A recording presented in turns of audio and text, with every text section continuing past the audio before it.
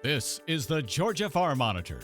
Since 1966, your source for state and national agribusiness news, and features for farmers and consumers about Georgia's #1 industry, agriculture.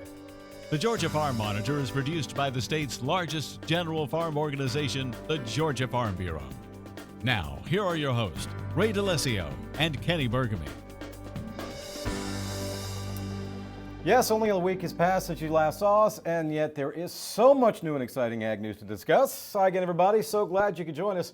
I'm Ray DeLessio. And I'm Kenny Burgamy. Yep, he's right. We do have plenty of information for you, starting with this. Coming up, questions or concerns about your property? Well, don't hesitate to call your local extension office.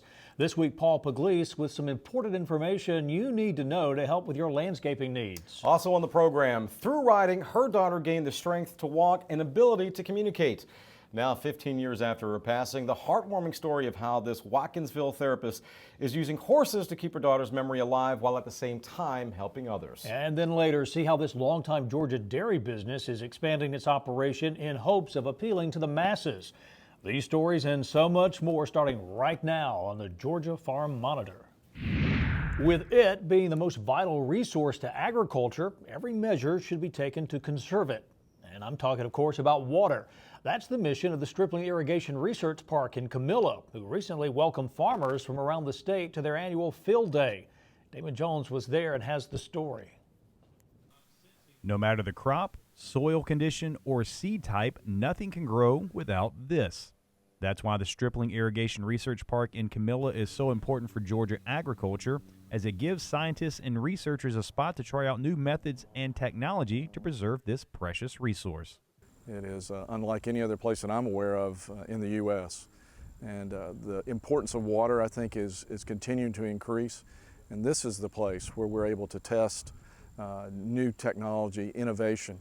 And so it gives, I think, Georgia farmers the most cutting-edge technology possible.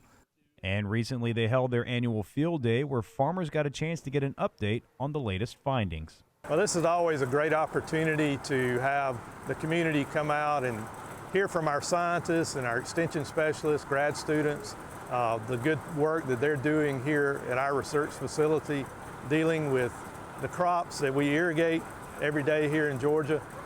They're learning all kinds of good information about water conservation, water efficiency. And just like with any other industry, it's imperative to stay up to date with the latest technology. It's a fact these researchers drive home as they unveil new and better ways to manage your irrigation schedule. We're talking about some really cool stuff here today. I think some of the most technologically advanced stuff we're talking about is some advanced sensor systems that we're able to actually deploy multiple cost-effective sensors out in the field, get that data back to a website where they can access it at any time of the day. It's usually updated hourly. Making use of personal devices like smartphones is also constantly being improved in order to make it easier on the farmer. Another thing that we're talking about today is irrigation apps for smartphones. You know, everybody today owns a smartphone, so we've developed a very wide app suite for most of our crops that are produced in Georgia that they can download that app for free and utilize it to help with irrigation scheduling. And why, you ask, is all this constant monitoring necessary? Sometimes it feels like that we can just turn the system on, and as long as the system's working, we get water to the crop, that we're doing good. That's not always the case. A lot of our research has shown that we really need to target that water requirement for that crop to make sure we maximize our yield. But what we want to convey to growers is there are ways now to help them be highly efficient when they apply that water. In my words, get more crop per drop, making use of every gallon that they pump from either their reservoirs or from the groundwater. That's really the main goal for every farmer, to maximize yield while also being good stewards of the land. And one of the main reasons all these new cost-effective techniques and technology are possible is because of the work being done right here on this facility. Because if they were producing their crops and their animals the way they were 10 years ago, it would be a very economically challenging environment. So I find that, something really satisfying, that it makes a difference in the lives of Georgia agriculture. Reporting from Camilla, I'm Damon Jones for the Georgia Farm Monitor. All right, thank you very much, Damon. Well, here's some trivia for you. Where in one day can you find 20 commodity groups representing everything from aquaculture to tobacco, all in the hopes that their particular concerns would be heard? Why, it's the annual GFB Commodity Conference in Tifton, of course. The event also signifying the start of Georgia Farm Bureau's policy development process. Many who attended this year's conference agree that agriculture is once again thriving in Georgia and that it will continue to thrive thanks to the elected officials we now have in Washington, D.C. The people that are there are good listeners, and you're not starting from zero with these people. Zippy Duval brought together commodity groups just like here with President Long. Sonny Perdue has been governor, he's been a farmer, he's been an agribusiness person. These are people that like each other. So these aren't people that are, you know, you've got an issue here, an issue there, a history here. These are people that, from what I know, work well together, have worked well together, and want to get the job done. And that's really important, to bypass a lot of other things. Meantime, the conference was also an opportunity for Georgia Farm Bureau to present its annual Commodity Award. Its purpose is to recognize the years of service and dedication a person has given to Georgia agriculture. This year's honoree, former GFB Commodities and Marketing Director Don McGough, who retired in March after more than 37 years with the organization. Well, growing up in rural Lee County, I was actually 13 miles from Leesburg, so I was out in the country. And by doing that, you know, didn't have a lot of playmates, and grew up there on our farm. And we had a diversified farm, not a real big farm, but certainly cattle, hogs. We had 125 sows, probably at our biggest time. So, you know, it gave me a real appreciation for what producing food and fiber meant. Being involved in 4-H was very big. And, you know, I wanted to do it all. I wanted to be involved in 4-H, and then when FFA came along, you know, I was involved in it too. Growing up on a farm, understanding a little bit about it and having an appreciation for it, that's really all I wanted to do was farm. And so while I didn't do that once I left home, the Farm Bureau gave me the opportunity to do the next best thing. It gave me an opportunity to work very closely with farmers. Georgia agriculture, let's face it, is a bit unique. We grow a little bit of everything. We're southern agriculture. Sometimes that doesn't play well, particularly well, when you're working on other issues dealing with the Farm Bill. So that, you know, anytime you can have a success or do good things on the Farm Bill, that was always a biggie for me. Farm Bureau gave me an opportunity to meet other people, not only in Georgia but across the country, establish close relationships with many of my coworkers from other states who I continue to be close with today. What makes it special and what makes it good is the people you work with and the people you represent. The membership, the farmer members out here, salt of the earth people, great people to work with, and I have to say that about the staff too. You know, we got great staff here at Farm Bureau. What I want to do is express my appreciation to several people. One, President Long, the State Board of Directors. I certainly know they had other people that they could have selected, but this award really does mean a lot. My co-workers, I've worked with some great people over the years, and obviously the membership. I also want to express appreciation to my family, my wife and children. You know, I think back on that sometimes, and you know, there's a lot of times, as all of us do, go to meetings and come in late or go wherever we might need to go doing Farm Bureau business. And my wife was at home keeping the home fires burning and taking care of business at home. And I just want to express my appreciation to her and all those others I've just mentioned. At the end of the day, I hope they say I was a friend. I hope they say that I was committed to the task. And you know, I kind of felt like I was the blessed one in this. I mean, I got an opportunity to work each and every day for farmers. When we come back, the incredible story of how equines at this Watkinsville farm are helping those with autism, and how the farm's owner turned heartbreak into triumph.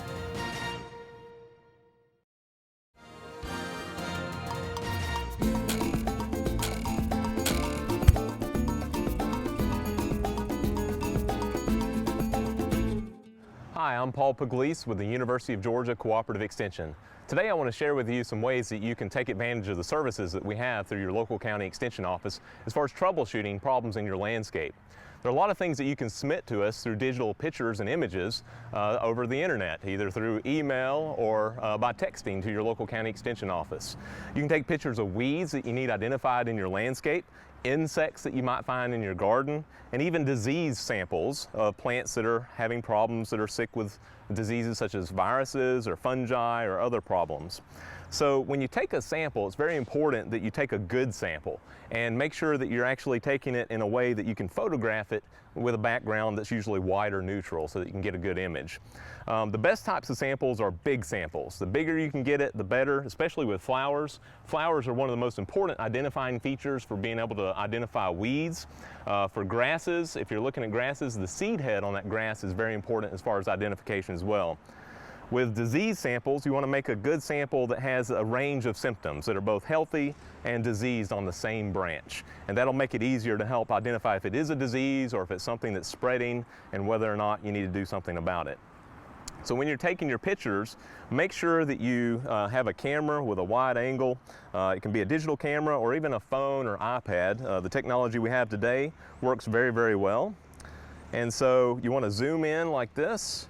And of course, you know there's a zoom feature here where you can get really close. And I would suggest taking 2 or 3 different images, maybe some close-ups of the seed heads or the flower.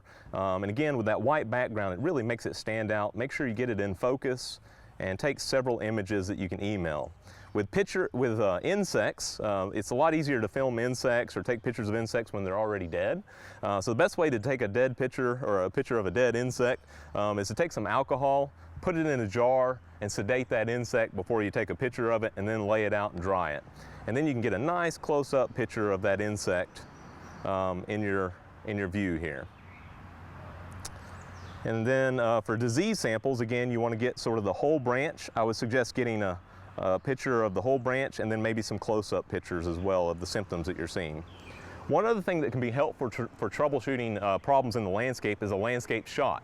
So if you could, sometimes it's better to get a picture of the whole tree and what's going on in the landscape behind it, because a lot of problems have to do with the environment. Maybe too much water, poor drainage, too much sun, too much shade. And so send me a landscape shot as well as the close-ups that you're seeing of the disease or the insect that you're having problems with.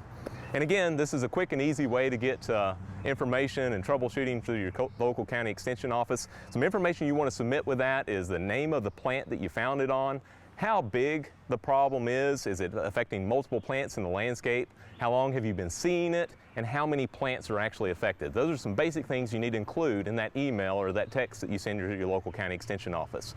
And the great thing about this is we can return a phone call usually the very next day, a lot quicker than you bringing us a sample or you having to schedule a site visit to come out and see you in your landscape. So for more information, contact your local county extension office, and you can also go to our local website at ugaextension.org, look up your local county extension office and get their contact information to submit samples by email. And also you can continue to follow us on the Georgia Farm Monitor.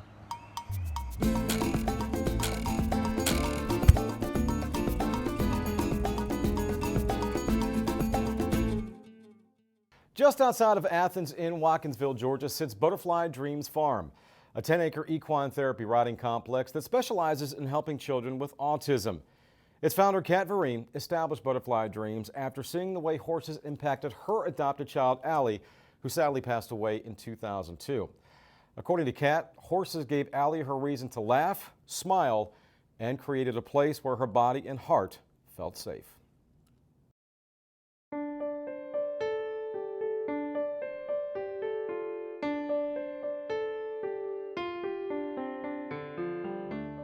We have children all the way from children who are nonverbal and unable to participate in very many activities that typical children participate in, all the way up to kids who are going to grow up to be scientists and can do many, many things. But kids with autism have lots of sensory deficits, and information that goes into their brain just isn't processed the way information goes into a neurotypical brain.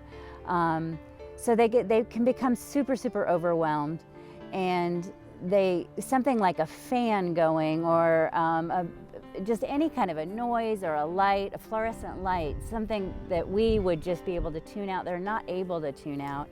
And so that's part of it. So their sensory systems are off and they get overstimulated really easily, and they're just not able to function as other kids might be able to function. As the parent of a child with highly functioning autism, one of the things I find fascinating is that no two children or adults who are autistic are exactly alike. Some are withdrawn, keep to themselves, and have difficulty communicating. For others, like my son, they struggle with more developmental deficits in maintaining appropriate behavior across settings. But what's so unique about equine therapy is that it caters to everyone on the spectrum.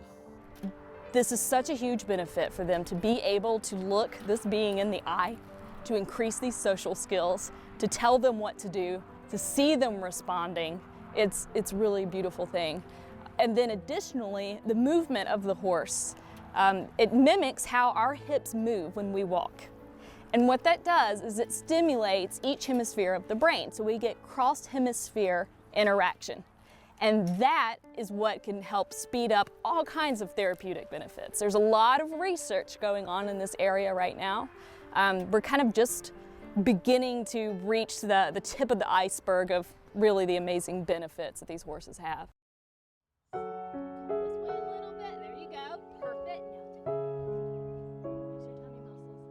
We have two different things going on, which I guess you've probably heard. I do the hippotherapy, which is, so I'm working with kids with speech therapy. So my goals are all communication when I'm working with kids. But even within what I'm doing, I may have a completely nonverbal child who's using a communication system to communicate, all the way to a child perhaps like your child, where the child is extremely verbal and is working on those nuances of social language. And again, like I said, these kids will buy into these horses' feelings so much better than they'll buy into anyone else's. They may not care what this person and this person and this person thinks, but they care about what these horses think, and then we see it generalized, and that's the beautiful thing. So they start feeling it and caring about these horses, and then their moms are coming back telling us stories that, look what this thing happened on the playground that never would have happened before. It's not something that people outgrow. It's not something that's going to go away, but what we can do is to teach them coping skills. We can teach them ways of living the most enriched life possible, and we can do that through there's a ton of different mechanisms, but equine assisted therapy seems to be so intuitive. And you know, I would like to take the credit as a therapist. Look what I have done. No, it's not me, it's the horses. The horses do all the work, and it's amazing. And they start to learn coping mechanisms for what's very uncomfortable feelings that they're gonna have to live with their whole lives. Go, go, go, let's step up. I guess I always tell people God didn't just open doors for me. God opened doors and shoved me through them. He just would put every turn I took, there was somebody there. The right person was there, the right contact was there, the right friend was there, the right child was there. It was just kind of amazing. I had never seen anything like it, and it was hard initially because everything made me think of Allie. But since then, I just think of her in heaven looking down here, and just what a joy it must be for her to just see kid after kid after kid have joy, like she had joy doing the thing that she loves so much. So it's been very healing for me, and it's been so healing for so many individuals. I just feel hugely blessed that we were able to put this together, and it be something that we can always remember was a part of Allie. Unique place, that is for sure. Well, stay with us. Immediately after the break, some exciting times at West Georgia Creamery. You're watching the Georgia Farm Monitor.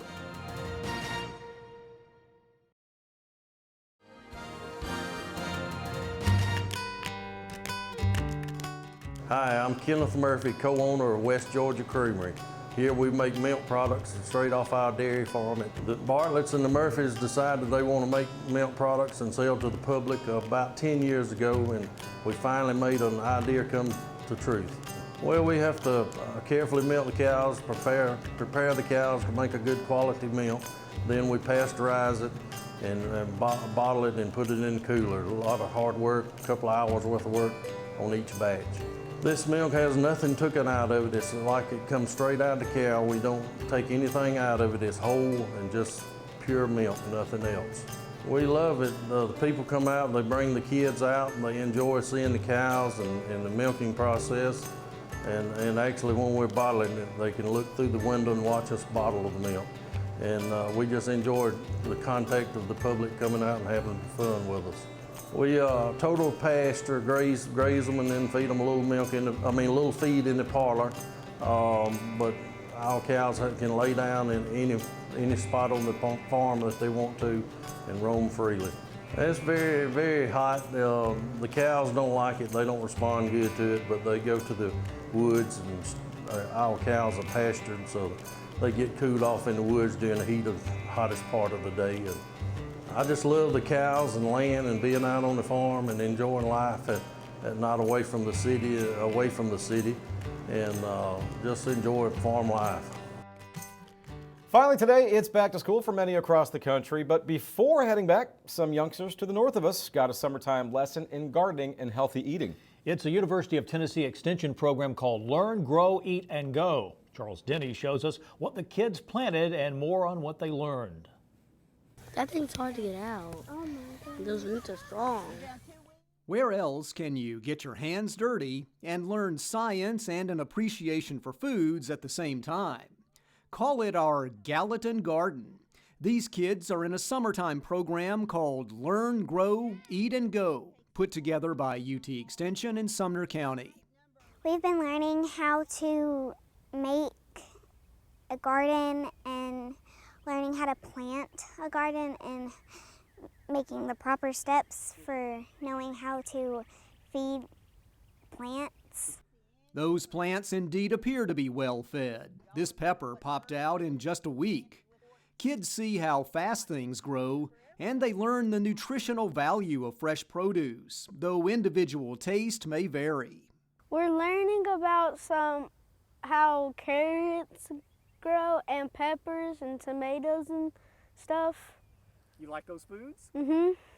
Yeah. But I don't like peppers. Okay. This has got to be crabgrass.